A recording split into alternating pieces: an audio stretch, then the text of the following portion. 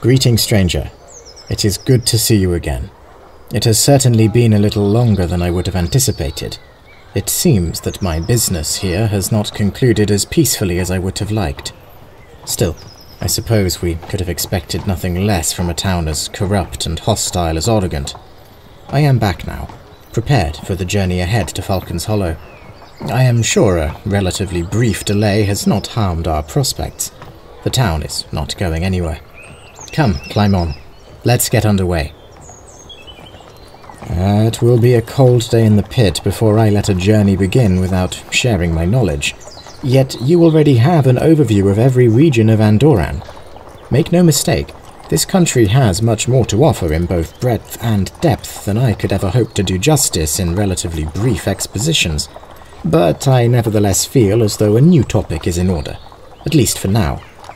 Therefore, I think I will share ahead of schedule what I know of the languages of Golarion and beyond. Many here in the Inner Sea, especially humans, dismiss others' tongues on account of Taldane being so widely spoken that it is referred to as common. Most go through their entire lives without being able even to identify another language, let alone speak it. Yet, in the adventuring life, one's knowledge of languages informs more than one's ability to communicate with others. Don't believe me? Well, to take a purely hypothetical example, let us say that you found yourself accosted by a well-dressed individual in a corridor who ostensibly insisted on checking your lumber consortium papers. Let us say that they appeared to be human in every respect, but that you distinctly recalled them speaking a strange language earlier in the bar before you retired. Well, perhaps that is of little import by itself. The Inner Sea is a diverse place and many languages thrive here. Yet, if you also had the knowledge to identify said language as diabolic, the speech of devils, well, now then that might give you enough time to reach for your holy weaponry before answering. You can never know too many languages. Of course, our problem is not motivation, but information. There are simply too many languages in existence to document them all. Why, even Golarion, a mere planet, boasts hundreds, not to mention the dialects and coded speeches aplenty. Thus, you must consider what follows no more than the gentlest of introductions, a field guide to languages for the intrepid adventurer. But do not be daunted. Recognition alone can be enough to save you when you are travelling abroad. We ought to begin with the so-called common languages, common written with a lowercase c. When written with an uppercase c, common instead refers to Taldane in the context of the Inner Sea. Taldane is native to the humans of Taldor, and indeed to the region generally, for its roots predate the country from which it takes its name by some years. Taldane is in many respects a hybrid language, having taken its alphabet from the ancient Gistkans and its numerals from the Kalish people. Its grammar, meanwhile, instead draws heavily from ancient Aslanti, dotted here and there with Varisian influence. It is, without question, the most widely spoken language in the region, and even on other continents where another language is considered capital C common, you are more or less guaranteed to find at least a few learned speakers of Taldane in the larger cities. Despite its ubiquity and utility, particularly as a trade language, Taldane has retained a certain human element. Other humanoids in the Inner Sea have retained their own native tongues, though unfortunately cultural osmosis has severely eroded their diversity. To all but the most committed specialists, all dwarves, for example, speak simply Dwarven, while all elves speak simply Elven, and so forth. In sharp contrast, there is no single human language, but rather over 24 distinct tongues subject to their own cultures and rules.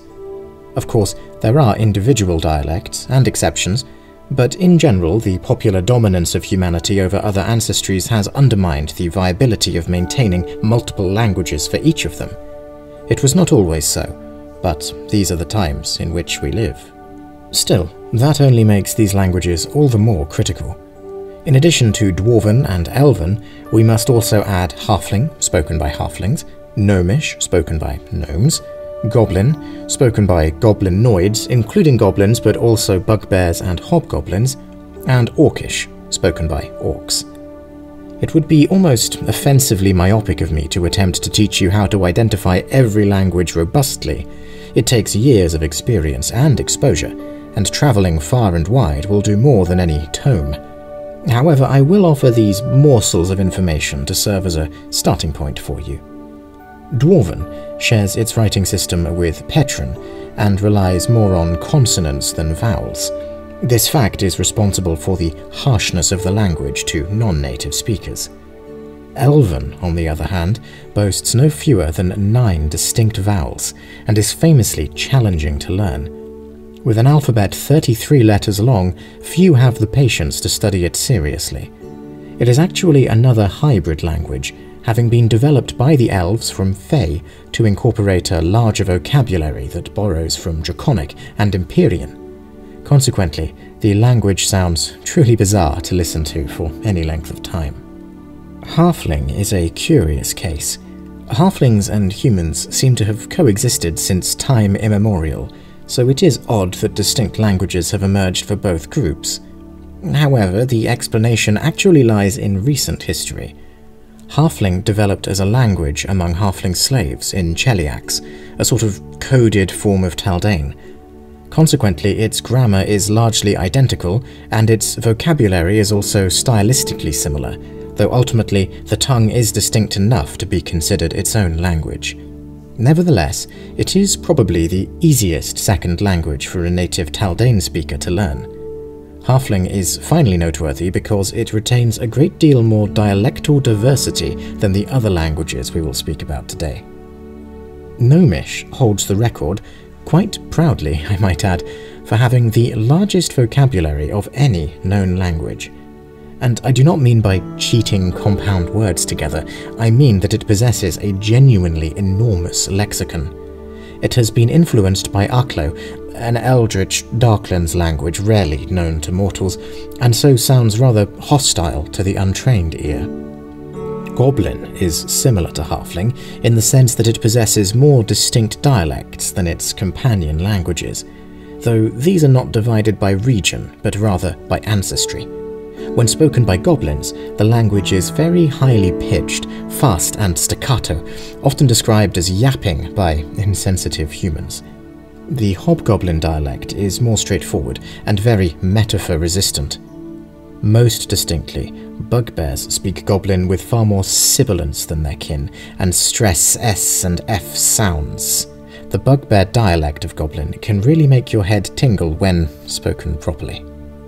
Orcish uses Petron runes for its alphabet, similar to Dwarven, from which the orcs doubtless copied.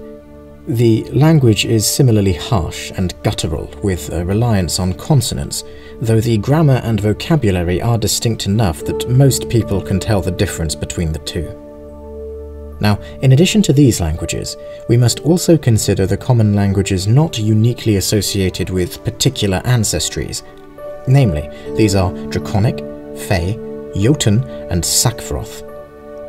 Draconic can perhaps claim to be the oldest language, not only on Golarion, but actually within the entire multiverse.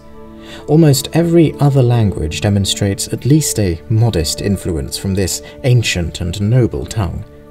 Here in the Inner Sea, the language is most strongly associated with dragons and intelligent draconids, naturally, but also with the Uruxi, or lizard folk. The language relies more on the throat than its companions. Fae, also known as Sylvan, is the language of the First World, and, via its influence, almost all sentient plant species. Thus, most Leshies intuitively understand the language, and it is also learned by most creatures of the First World.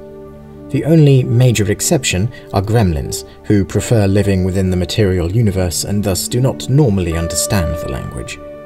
Speakers of Elven can often scrape by with Fae, because the vocabularies are very similar, though the grammar can be quite different.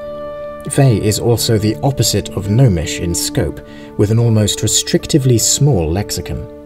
Jotun is a language common among the various giant humanoid races on Golarion, including both the so-called true giants, as well as other ogroids like trolls, ettins, and ogres.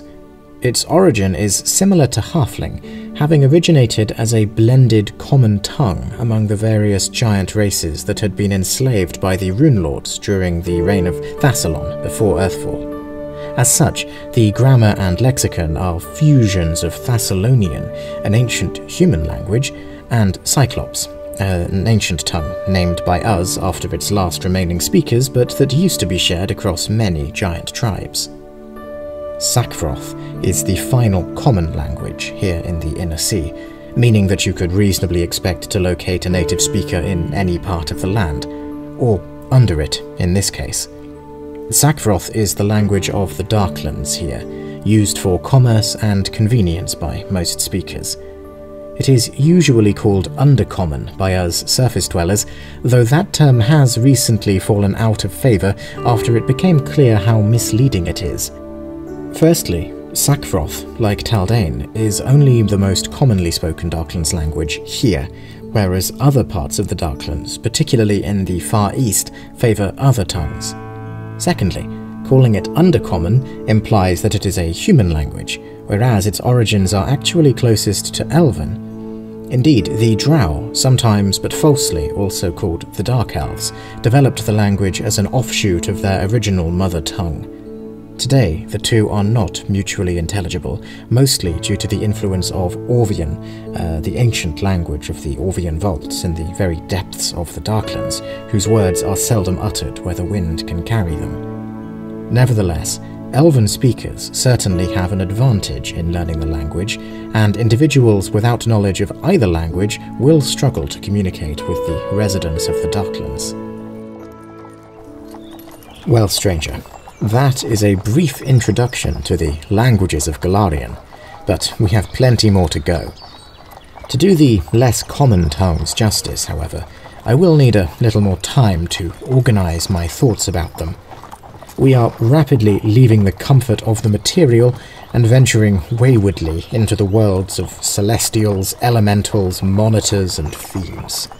So, for now, enjoy the sun as we continue our journey towards Falcon's Hollow, and I will resume our linguistic tour very soon. Well, until then.